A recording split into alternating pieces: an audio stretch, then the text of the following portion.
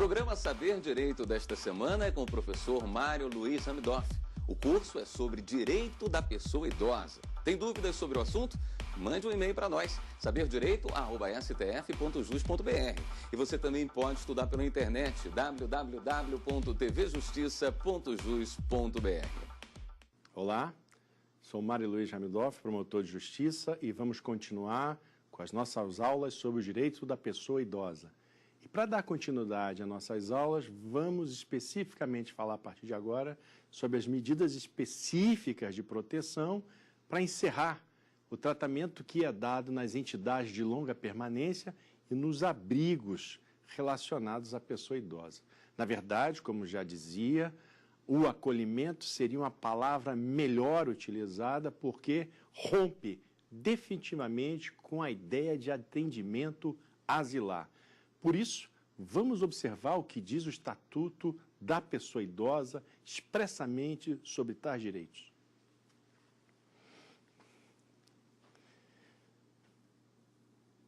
O Estatuto estabelece medidas específicas, e essas medidas específicas se destinam a proteger a pessoa idosa de toda falta, omissão ou mau funcionamento no atendimento dos seus direitos individuais em razão da falta de acesso às estruturas ou casos de omissão da sociedade ou da própria família. Então, no caso do abrigo, no caso das entidades, das instituições de longa permanência, as entidades, elas se submetem às políticas de atendimento. As políticas de atendimento à pessoa idosa, contudo, não se restringem ao atendimento institucional. Por isso que é preciso estabelecer linhas de ação que são diferentes, por exemplo, dos princípios, das obrigações, das formas de estruturação das entidades de atendimento, da fiscalização e tudo isso em prol para a regulamentação do direito da pessoa idosa à convivência familiar e comunitária. Por isso, nas entidades de atendimento que se destinam ao abrigo da pessoa idosa, deve-se estabelecer políticas de atendimento não só para o abrigamento, mas também para a permanência, a manutenção e a reintegração familiar e comunitária da pessoa idosa. No artigo 46 da Lei 10.741 de 2003, estabelece, então, que a política de atendimento vai se dar através do conjunto articulado entre ações governamentais e ações não governamentais. Esse conjunto articulado é o que nós dizemos, chamamos de rede de proteção. Uma rede de proteção voltada à pessoa idosa em razão da sua condição humana peculiar de envelhecimento. É o conjunto articulado de ações governamentais e não governamentais em relação ao Estado, ao Distrito Federal, à União, aos municípios, e assim será possível um atendimento em rede através de encaminhamentos, e esses encaminhamentos de acordo com a atribuição legal de cada entidade. Mas para que isso possa ser feito, para que essa política de atendimento tenha um norte, uma diretriz orientativa, é preciso, e assim foi feito no Estatuto da Pessoa Idosa, que se determinasse algumas linhas de atendimento, algumas linhas desta política. Por isso, no artigo 47, são estabelecidas as linhas de ação. Dentre as linhas de ação, é fundamental o estabelecimento de políticas sociais básicas, políticas sociais públicas específicas à condição humana de envelhecimento. E isso está de acordo com o Plano Nacional do Idoso, que foi estabelecido pela Lei 8.842 de 1994. No inciso 2 do artigo 47, por sua vez, estabelece que é necessário, dentre as linhas da ação da política de atendimento, a utilização da assistência social, planos e programas de assistência social. E os planos e programas de assistência social se darão de forma supletiva. Como isso se dará? Só àqueles que necessitarem. Quais são aquelas pessoas que necessitam, são os idosos que não conseguem custear as suas necessidades vitais básicas, a sua própria sobrevivência, não podem contar, de outro lado, com alimentos prestados pelos seus familiares e não fazem jus a um plano de aposentadoria ou benefício estabelecidos pela Previdência Social. Desta maneira, as pessoas idosas serão contempladas supletivamente pela assistência social. E na assistência social, há aquelas pessoas que não tiverem a mínima condição e são consideradas idosas, elas receberão, no mínimo, receberão mensalmente um salário mínimo. Serviços especiais de prevenção e atendimento às vítimas de negligência, maus tratos, exploração, abuso, crueldade e opressão. Então, eu tenho que ter programas, por exemplo, o Disque 100, Direitos Humanos, pode fazer a canalização de todas as denúncias, notícias, informações sobre abuso relacionados à pessoa idosa, que então será encaminhada através da rede da política de atendimento e proteção aos órgãos públicos ou às entidades não governamentais de proteção, promoção e defesa da pessoa idosa. E cada um desses órgãos, de acordo com a sua atribuição legal, deverá adotar as medidas administrativas ou judiciais que se vigorarem necessárias para a proteção da pessoa idosa. Proteção jurídico-social por entidades de defesa. Então, é possível que essas pessoas idosas sejam protegidas também de forma complementar por organismos específicos que não fazem parte da estrutura pública de atendimento. Então, todas as entidades que desenvolvem atividades de proteção à pessoa idosa também farão parte da política de atendimento. É uma linha de atendimento, uma linha de ação, também a participação social popular no atendimento dos direitos da pessoa idosa. Uma outra linha de ação importante na área dos direitos da pessoa idosa, na área do envelhecimento, dos envelhecentes, é ligada à localização e à identificação de parentes. A família não pode se ausentar de responsabilidade no amparo da pessoa idosa. Então, diz lá o inciso 4º do artigo 47, deverá existir um serviço de identificação e localização de parentes ou responsáveis por idosos abandonados em hospitais e instituições de longa permanência. Como eu disse no início, a pessoa idosa não pode ser simplesmente abandonada, depositada. A responsabilidade é solidária entre a família, a sociedade e o Estado. As entidades de longa permanência fazem parte da política de atendimento, mas não é o destino final de uma pessoa idosa. Com isso se rompe uma cultura do atendimento asilar, meramente asilar. É preciso haver uma outra cultura, uma cultura do amparo, uma cultura do respeito, uma cultura da integração da pessoa idosa como protagonista em atividade, em ação digna na comunidade, na família e no seio social. A mobilização da opinião pública, muito mais do que uma linha de ação, é uma estratégia fundamental. Por exemplo, hoje, a TV Justiça cumpre com essa determinação ao estabelecer informações específicas, regulares, relacionadas à pessoa idosa.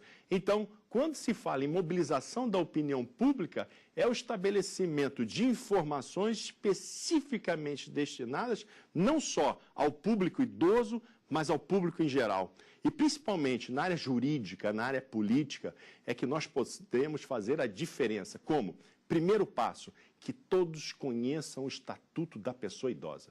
Eu tenho denominado desde o começo das nossas aulas, não como Estatuto do Idoso, porque já existe um projeto de lei tramitando no Congresso Nacional para mudar o nome para o Estatuto da Pessoa Idosa. Porque, com o tempo, a mudança do vocabulário é um sinal da mudança de paradigmas, é um sinal da mudança da cultura. Há uma cultura da proteção, há uma cultura do respeito. E a mobilização da opinião pública é muito importante para a aderência a esses novos valores sociais. Por isso que todos devem ser informados. É preciso que todas as pessoas tenham conhecimento não só do conteúdo do Estatuto da Pessoa Idosa, mas também da Constituição da República, especificamente dos artigos que cuidam do interesse, dos direitos e das garantias da pessoa idosa. Então, me parece ser de profunda importância o inciso 6º do artigo 47, que estabelece como linha de ação a mobilização da opinião pública em torno da promoção, da proteção e da defesa dos direitos da pessoa idosa. Para tudo isso, ainda dentro da política de atendimento, nós temos que cuidar das entidades. As entidades de atendimento devem ser gestadas, devem ser manutenidas, devem ser organizadas de tal maneira a proteger integralmente a pessoa idosa. E só por isso devem existir. Se não for por outro motivo, apenas o de proteger a pessoa idosa. Por isso que são autorizadas ao seu funcionamento. E, para tanto, as entidades de atendimento da pessoa idosa devem ser inscritas na forma que a lei determina, de acordo com as regras de referência das profissões específicas de atendimento à cidadania da pessoa idosa, da população idosa, e devem estabelecer normas e planejamentos para execução e manutenção das próprias unidades. Então, as entidades de atendimento terão unidades e os gestores destas unidades, os dirigentes dessas unidades, são corresponsáveis com os gestores dos programas de atendimento. Então, o programa de atendimento, a entidade de atendimento que tem um plano de execução, um plano de estruturação, fica solidariamente responsável pelos dirigentes das unidades que devem ser mantidas por essas entidades. É o que diz o artigo 48, de acordo com o Plano Nacional do Idoso. No parágrafo único, como eu já disse, do artigo 48, impõe a inscrição dessas entidades governamentais e não governamentais de assistência ao idoso, aonde os seus programas devem ser inscritos na vigilância sanitária. É preciso ter uma fiscalização das condições de habitabilidade, de alimentação, de moradia, para visitação, para manutenção da convivência familiar e comunitária. Por isso, a inscrição das entidades de atendimento, de assistência à pessoa idosa, devem ser inscritas na vigilância sanitária, bem como nos conselhos, no Conselho Municipal do Idoso, quando não tiver no Conselho Estadual do Idoso, e assim supletivamente, se não existir, no Conselho Nacional. Devo dar a notícia que já existe o Conselho Nacional e todos os conselhos estaduais, mas alguns municípios do Brasil ainda não possuem o Conselho Municipal da Pessoa Idosa. São muitos municípios, são estruturas diferenciadas, mas para que possa se dar a mínima fiscalização, se não existir o Conselho Municipal, existe a vigilância sanitária, e se não existir a vigilância sanitária, não existir o Conselho Municipal, pode se inscrever no Conselho Estadual, que em todos os estados já estão estruturados e funcionando. As entidades devem oferecer também condições e instalações adequadas à condição da pessoa idosa. Em regra, devem estabelecer condições que a pessoa idosa possa se sentir como se estivesse em um lugar de pertencimento, um porto seguro. Por isso, não é possível mais pensar em quartos ou alojamentos coletivos superlotados.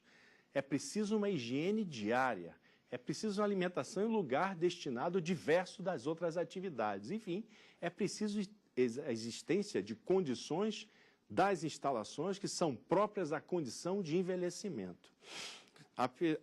Para além disso, as entidades de atendimento têm um rol de obrigações, como, por exemplo, objetivos estatutários e os planos de trabalhos devem ser apresentados de forma compatíveis, deve ter um regulamento específico das questões disciplinares, ela deve estar regularmente constituída através do que determinam as leis administrativas, não é? Demonstrar a idoneidade dos seus dirigentes, não é possível colocar uma pessoa lá dentro que não tenha condições mínimas de administrar, de gerir, às vezes, recursos públicos que são encaminhados a essas entidades. Bom, nesse primeiro instante, em relação às entidades e às unidades, são essas as informações e passamos agora à nossa primeira pergunta. Olá, professor. Meu nome é Flávia Souza e minha pergunta é: quais e quando são aplicáveis as medidas de proteção à pessoa idosa? Muito bem, muito obrigado, Flávia.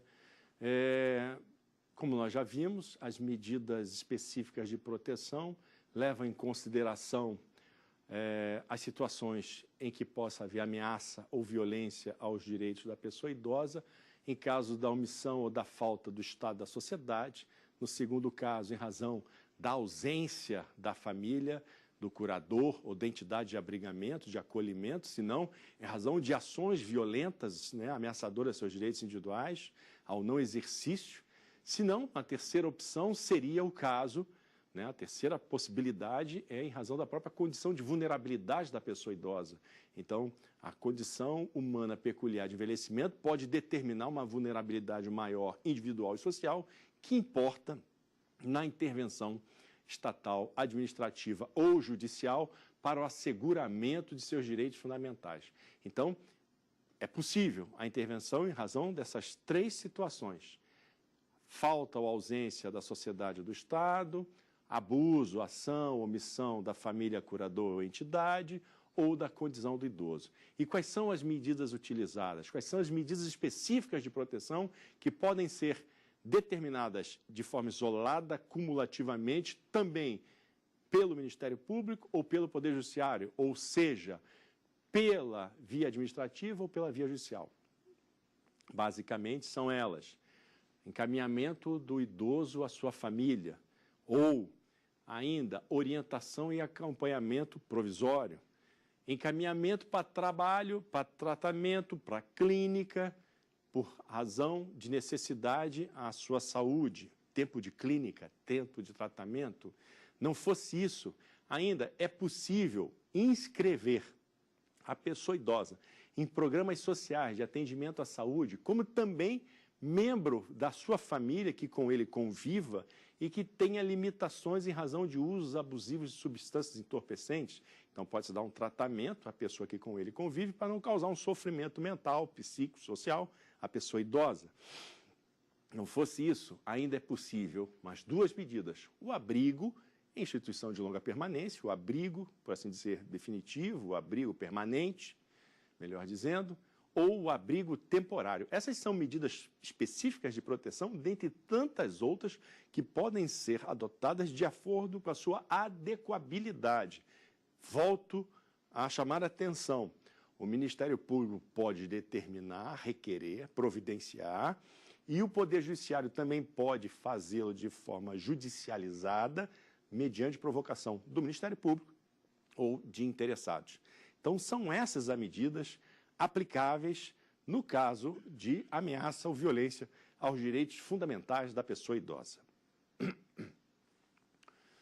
Falamos e continuamos a falar sobre política de atendimento, entidade de atendimento, e com esta intervenção do Ministério Público, com a participação das entidades de proteção, nós podemos pensar também na fiscalização das entidades de atendimento. A entidade de atendimento, ela tem que ter toda uma construção, uma estruturação de acordo com as linhas de ação da política de atendimento. Lembram-se que agora há pouco mencionávamos, por exemplo, a última delas, a questão da estruturação da entidade, que ela deve atender todas as leis de regência, mais as leis de referência, por exemplo, colocando profissionais idôneos para trabalhar na gerência das unidades. A entidade de atendimento é responsável pela manutenção das unidades de atendimento. Essas unidades de atendimento devem ter instalações adequadas à condição do idoso, para que ele possa ter o seu leito, possa ter medicamento, se alimentar, passeio, atividades, visitas. Então, a entidade que presta atendimento a acolhimento, por exemplo, de pessoa idosa, seja de permanência longa ou não, pode ser diária, enfim, um centro de referência, ela deva respeitar todas essas condições específicas do envelhecimento. Por isso, ela deve estar inscrita, como nós já vimos, na vigilância sanitária, ela deve estar inscrita nos conselhos municipais, quando não supletivamente no estadual, e ter, portanto, um controle interno e externo de suas atribuições. Então, além das políticas, das linhas de ações, além da estruturação, essas entidades podem ser fiscalizadas. E essas entidades são fiscalizadas por quem? Pela autoridade sanitária. Essas entidades são fiscalizadas pelo Ministério Público. Essas entidades, conforme se receba notícia, por exemplo, de crime, uma situação grave, suspeita, ela pode ser fiscalizada, pode ser visitada por uma autoridade policial. E os próprios conselhos, os conselhos municipais, estaduais, distrital, o nacional, que tomar conhecimento, pode fazer encaminhamentos para a fiscalização das entidades. Essas entidades podem ser, então, demandadas administrativa e judicialmente. Administrativamente, a gente faz uma lavratura do auto de uma autoridade sanitária, por exemplo, quem está prestando um serviço público de fiscalização, como pode ser também por requisição do Ministério Público, a intervenção do Ministério Público. Pode começar uma fiscalização, se há um procedimento administrativo ou um procedimento judicial. No âmbito do Ministério Público, por exemplo, a abertura de um pedido de providências, uma investigação provisória, que pode ser arquivada na própria promotoria, mas nós vamos ver daqui a pouco, para frente, o Ministério Público pode abrir um inquérito civil público. E o inquérito civil público ele tem uma outra regulamentação. No inquérito civil público já não é dentro da própria promotoria da proteção ao idoso que vai ser arquivado. Vai ter que ser encaminhado para uma instância superior, para o Conselho Superior do Ministério Público. E lá, de acordo com o relato do promotor de justiça, ele pode ser arquivado se assim o colégio, aquele conselho, entender. Se o conselho entender, então, pelo arquivamento, até se dá o arquivamento, diz o Estatuto da Pessoa Idosa, é possível que partes legitimadas, interessados, entidades de proteção à pessoa idosa, o próprio idoso, por seus procuradores e representantes, ele pode pedir a juntada de documentos para reavivar, ter novas provas para continuar, então, uma investigação e adoção de medidas administrativas e judiciais de responsabilização civil, administrativa e criminal. E caso o Conselho Superior entenda que deva continuar, nomeia-se, indica-se, né, um novo membro do Ministério Público, um outro órgão de execução ministerial, um promotor de justiça, e ele está obrigado a fazer a apuração e não mais suscitar, por exemplo, de acordo com as suas convicções, outras medidas. Então, ele se vê obrigado a tomar medidas de responsabilização na área administrativa, na área civil, na área criminal. Então, as entidades de fiscalização, a fiscalização das entidades de atendimento podem ser feitas de forma concorrente pelo Ministério Público, a pedido do Ministério Público, pelos legitimados, pelos interessados e assim por diante. É possível fazer uma investigação por inquérito civil, adoção de medidas administrativas, adoção de medidas judiciais para a proteção, promoção e defesa dos direitos da pessoa idosa. Vamos ver o que diz o Estatuto da Pessoa Idosa.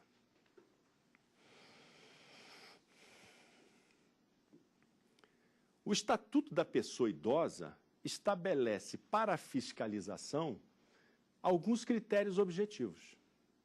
As entidades são obrigadas a atender determinados requisitos legais que, não atendidos, não observados, geram a sua responsabilização civil, administrativa e criminal.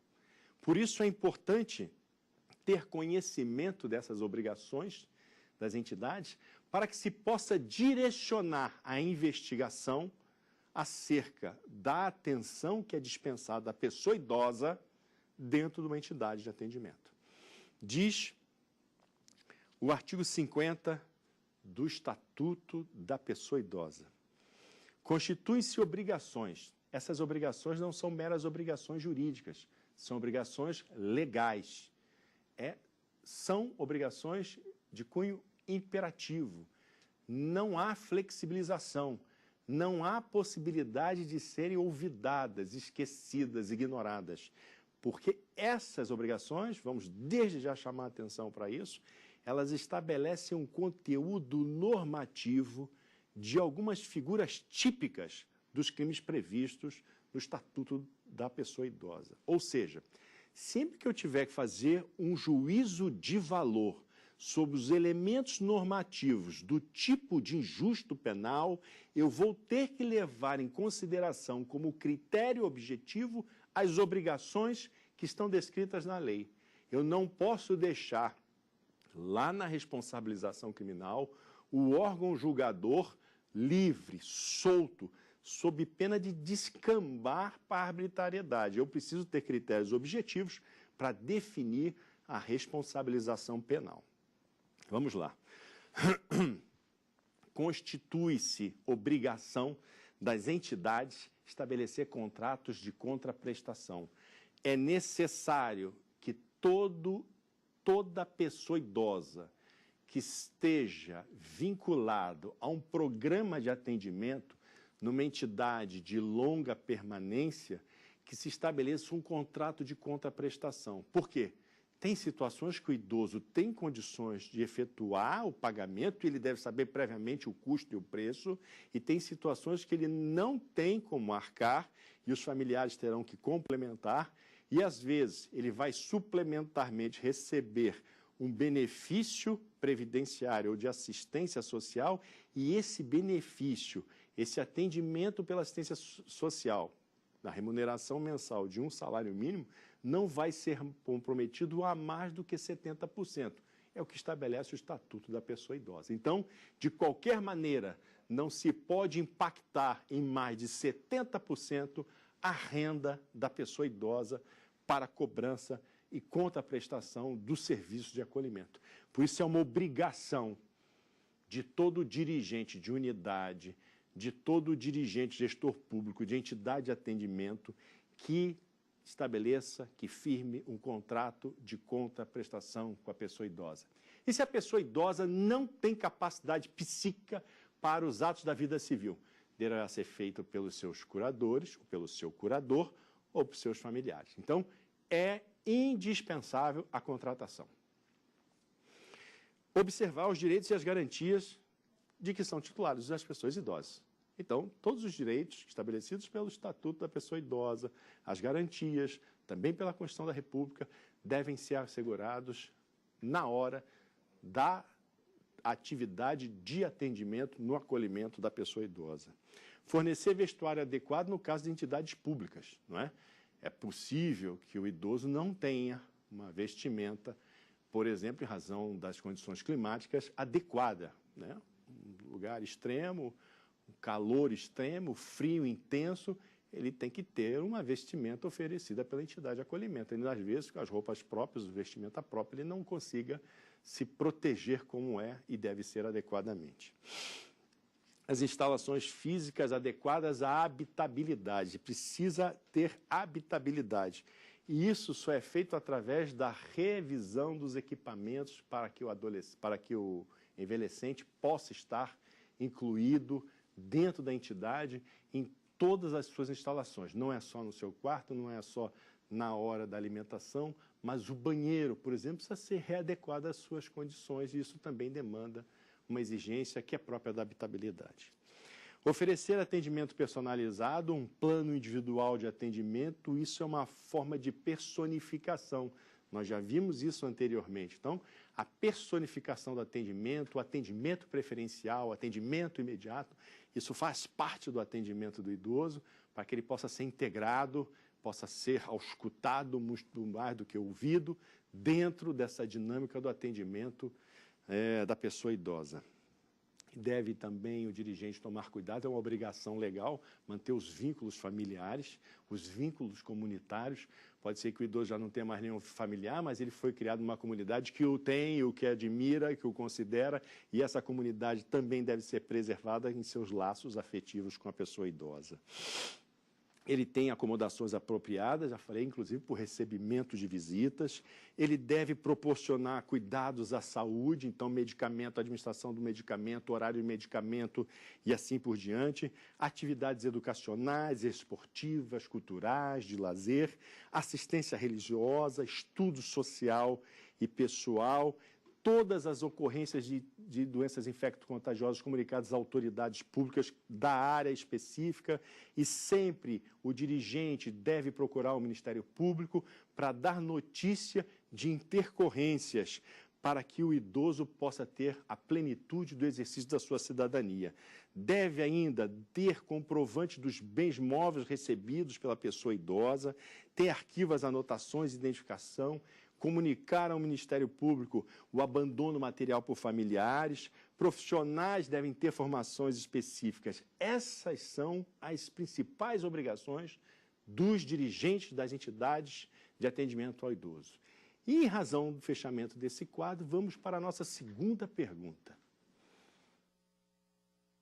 Olá, professor. Meu nome é Antônio Lucas e minha dúvida é: quais as medidas legais a serem requeridas pelo Ministério Público?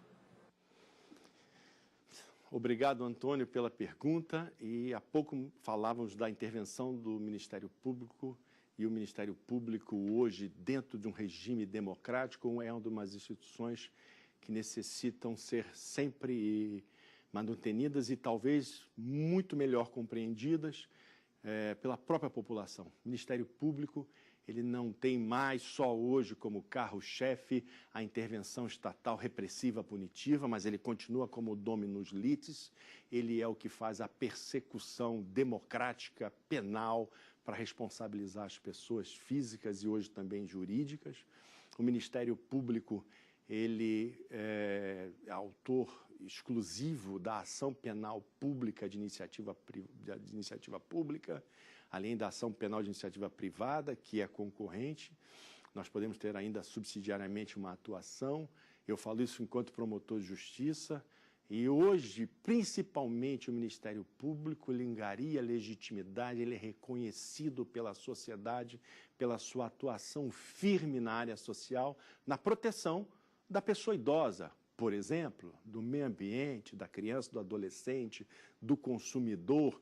Inclusive agora, nos mega eventos internacionais, o Ministério Público tem as suas comissões, acompanha, verifica obras, orçamentos públicos e assim por diante. O Ministério Público tem uma gama de funções que foram atribuídas pela Constituição da República de 1988, que o legitima como um órgão interventor, hoje importante, para a manutenção do regime democrático. E o regime democrático perpassa principalmente pela reinauguração, a recolocação das pessoas no centro de importância de todas as normas jurídicas.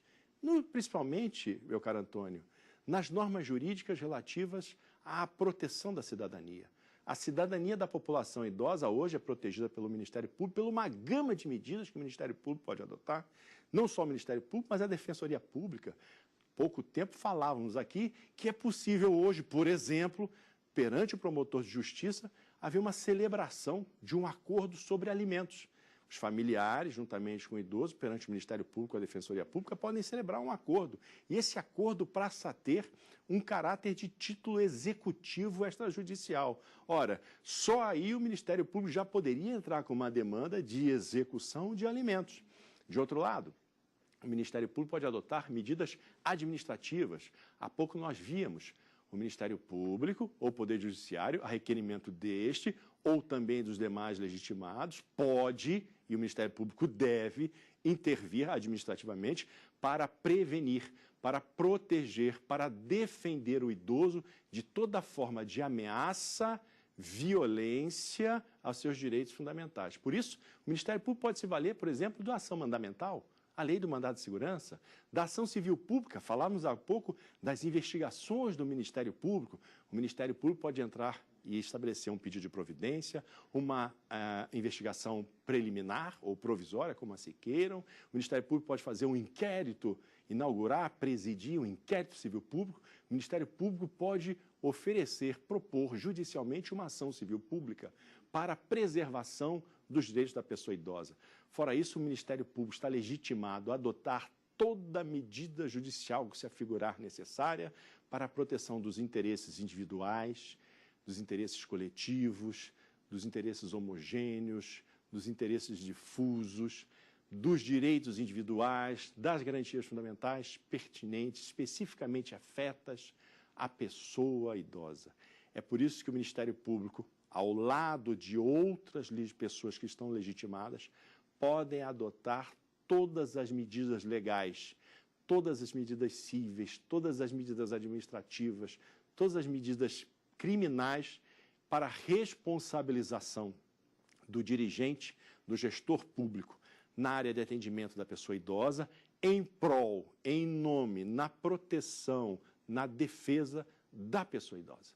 Por isso, o Ministério Público tem uma gama que não se exclui, que não se elimina, não se esgota no Estatuto da Pessoa Idosa, mas também está de acordo com a sua lei orgânica e com regulamentos administrativos e com as leis de regência do ordenamento jurídico brasileiro. Pois muito bem, o direito da pessoa idosa não é, na verdade, um direito que se destina à mera responsabilização do dirigente. A ideia da responsabilização do dirigente é que a ação social em prol do idoso seja efetivada. É um instrumento a mais de coatividade. A ideia é que, culturalmente, as pessoas se convençam que o idoso é um sujeito de direito datado, histórico, que tem toda uma existência a ser compartilhada com as presentes e com as futuras gerações. É preciso compreender que o direito da pessoa idosa está para além da pessoa idosa e não só se restringir ao âmbito de convivência da pessoa idosa. O direito da pessoa idosa é um direito de todos nós. Todos, na idade adulta, estamos nos encaminhando para a idade idosa, para a idade da envelhecência, e é preciso que possamos nos preparar através de estruturas sociais adequadas. É preciso pensar o direito da pessoa idosa como se fosse um futuro quase que presente, um futuro próximo, como alguns dizem. Por isso, é preciso estabelecer meios de intervenção, acessos à justiça, e esses acessos à justiça devem ser facilitados por inúmeras medidas que demandam não só uma modificação cultural, mas na própria sistematização, organização e estruturação do sistema de justiça. Por isso, a partir de agora, vamos analisar o direito que o idoso tem e a garantia que lhe deve ser dada de acesso à justiça. Vejamos o que diz a Lei 10.741 de 2003.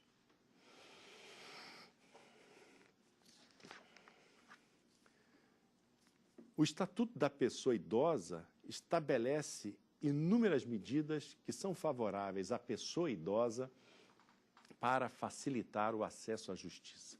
Talvez o mais conhecido e popularmente divulgado é a prioridade da tramitação dos processos administrativos e judiciais. Diz lá o artigo 69 da Lei 10.741 de 2003. Subsidiariamente, nos procedimentos judiciais, vão se utilizar regras que são mais concentradas, que facilitam a jurisdicionalização, o provimento pronto de toda medida judicial que se afigurar necessária, emergencial, urgente. Por isso que se utiliza na área do idoso, na área da proteção do idoso, o rito sumário, o procedimento sumário previsto no Código de Processo Civil Brasileiro. Expressamente está dito isto no artigo 69, a subsidiariedade do procedimento sumário do Código de Processo Civil nos casos que cuidam da tutela jurisdicional a ser destinada à pessoa idosa e desde que não contrarie os prazos que estão previstos na lei, no Estatuto da Pessoa Idosa. Então, nós vamos usar o Código de Processo Civil de forma subsidiária, o procedimento sumário, contudo, não deixando contrariar o que está previsto como regra, como lei, como prazo no Estatuto da Pessoa Idosa. Por isso, é necessário a especialização da tutela jurisdicional. E isso só é possível com uma reestruturação. Quando nós pensamos numa nova sistematização do âmbito judicial, do sistema de justiça, nós temos que pensar em organização e estrutura. Organização e estrutura são fundamentais para o cumprimento de novas funções. E as novas funções são agora uma medida administrativa ou judicial completamente diferente em razão da condição humana peculiar de envelhecimento. Ou seja, é preciso que eu estabeleça, é preciso que o sistema de justiça estabeleça, o legislador estabeleça novas espacialidades públicas, quais sejam a construção dentro da organização judiciária de várias especializadas para o idoso. Por isso, todos os procedimentos relativos à pessoa idosa não ficariam jogados no sistema de justiça de acordo com a competência, por exemplo, material. Se estabeleceriam varas especializadas para atendimento dos procedimentos e processos relativos à pessoa idosa e, como tem um estatuto que regulamenta, ficaríamos sob a égide desta lei de regência. Ou seja, as leis de regência na área da pessoa idosa são regulamentadas pela Constituição da República e pelo Estatuto da Pessoa Idosa. Por mais que nós possamos reconhecer que existe uma gama enorme de vários elementos normativos, de várias figuras legislativas que regulamentam a vida da pessoa idosa. Contudo, essas varas especializadas e exclusivas da pessoa idosa facilitariam o trâmite para além do privilégio da tramitação. Então, é uma medida a ser adotada para acesso à justiça. Artigo 70, que o poder público estabeleça, crie novas varas especializadas e exclusivas para a pessoa idosa. Artigo 71, que falava anteriormente, que é, talvez, o mais conhecido artigo dentro do Estatuto da Pessoa Idosa, principalmente para quem trabalha na área da justiça, que os processos relativos, os autos dos processos relativos à pessoa idosa sempre vêm com uma distinção na capa, tratando-se da prerrogativa, do privilégio, da prioridade da tramitação do procedimento quando se trata de pessoa idosa. Ou seja, é assegurada prioridade na tramitação dos processos e procedimentos, processos judiciais, procedimentos específicos e administrativos. Sempre vai ter prioridade. E não só isso, na execução dos atos, uma citação, uma intimação, a perícia, tudo que se tiver fazer, um incidente dentro da execução terá prioridade. Não é só o processo de conhecimento, mas até o final da tutela a ser efetivamente experimentada pelo idoso. Ou seja, as diligências judiciais, a parte interveniente como pessoa e assim por diante, tudo vai ser tramitação nos processos de conhecimento, no processo de execução, de forma prioritária.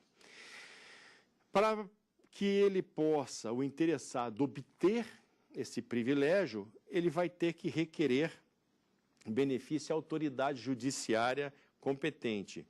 E isto deve estar fixado no local visível nos autos do processo. Na verdade, se a pessoa se identifica como idosa, o juiz, o órgão julgador, enfim, o escrevente, o cartorário, ele já faz consignar na capa dos autos que se trata de um procedimento com tramitação prioritária. Por quê? Porque as corregedorias já determinam em suas normas que regulamentam a matéria, a autuação e assim por diante, a tramitação, que isso seja adotado como obrigação funcional. Não se pode despachar qualquer outro processo, não se pode cuidar de qualquer outra matéria, a não ser levando em consideração as tramitações prioritárias. Tomar cuidado, antes mesmo do que o réu preso, o juiz deve cuidar dos procedimentos relacionados à pessoa idosa, os procedimentos relacionados à criança, aos procedimentos relacionados a adolescentes. São as prioridades absolutas. Por isso que o idoso goza desta prioridade, da prioridade na tramitação, e por isso ele deve ser contemplado desde pronto pela função pública do cartorário ou escrevente. Ela não cessa com a morte do beneficiado, porém, a pessoa que vai ocupar o polo que era ocupado pelo idoso, ela também deve ter idade igual e ser maior ou maior de 60 anos. Esta mesma prioridade, como eu disse, também se aplica aos procedimentos da administração pública em atendimento preferencial. Esse atendimento prioritário é um acesso que deve ser estabelecido também ao idoso a outras atividades de iniciativa privada. Por exemplo, ao fácil acesso a assentos e caixas, identificado com destinações específicas para a pessoa idosa e local visível com caracteres legais. Ou seja, eu preciso distinguir as filas preferenciais, ainda que seja na prestação de serviços públicos, com luzes, com letreiros, com cores distintas daquelas dos demais caixas, escaninhos e assentos. Por isso, esta parte do acesso à justiça, a prestação do serviço da jurisdição, determina uma modificação da estruturação e organização do Poder Judiciário. Encerrando esse quadro, vamos à nossa terceira pergunta. Olá, professor. Meu nome é Ronaldo Vilela e minha dúvida é: como se inicia o procedimento de verificação de regularidade nas instituições e entidades de acolhimento e abrigamento governamental e não governamental para pessoas idosas?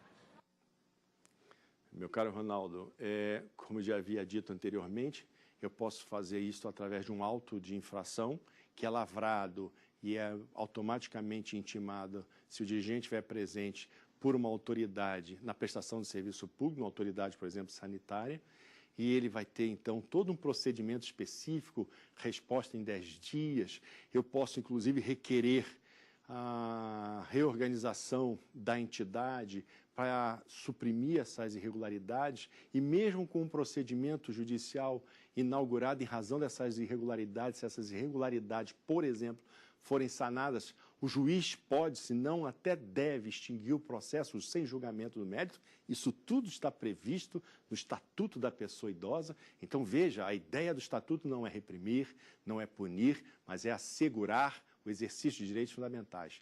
E, nesse sentido, não só através de um auto de infração eu posso inaugurar um procedimento administrativo ou judicial de fiscalização de entidades que prestam atendimento à pessoa idosa, mas também por fiscalização e intervenção do Ministério Público.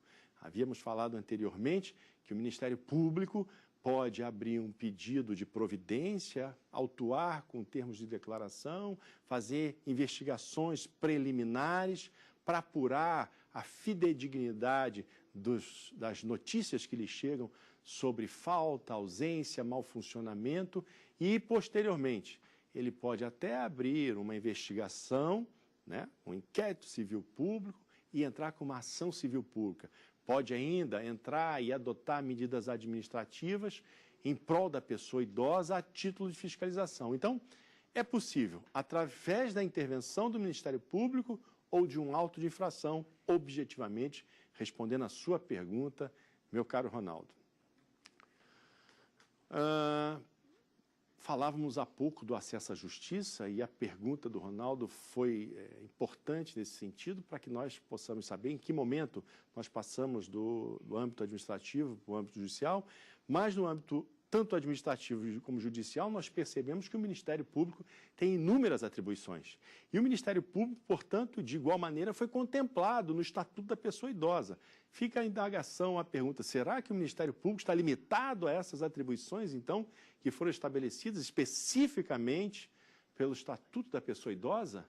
Será que o Ministério Público pode adotar outras medidas?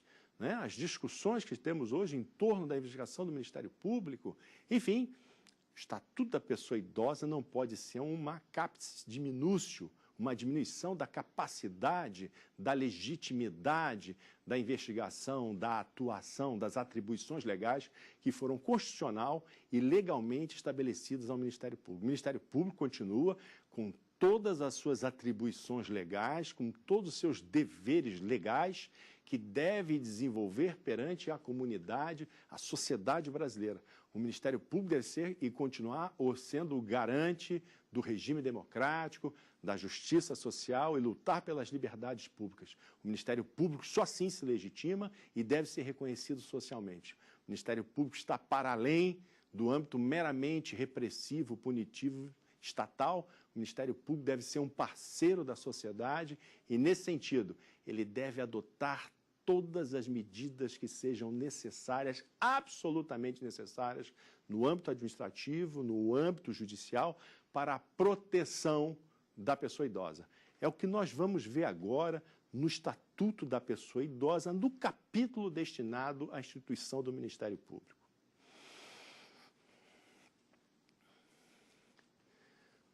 O Ministério Público continua a atuar de acordo com a sua lei orgânica, com a lei orgânica nacional, com a lei orgânica estadual, e também estabelece o Estatuto do Ministério Público.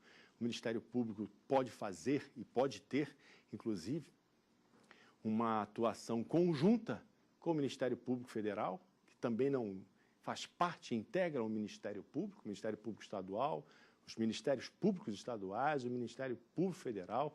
Então, nós podemos ter um litisconsórcio facultativo, matéria específica da processualística civil, por vezes da processualística penal, muitas discussões sobre isso, por exemplo, na área ambiental, mas o Ministério Público, especificamente, foi assegurado, expressamente prescrito no Estatuto da Pessoa Idosa, que o Ministério Público pode e deve atuar em litisconsórcio facultativo dentre as áreas federal, Ministério Público da União, e os Ministérios Públicos Estaduais em prol e na promoção dos direitos da pessoa idosa.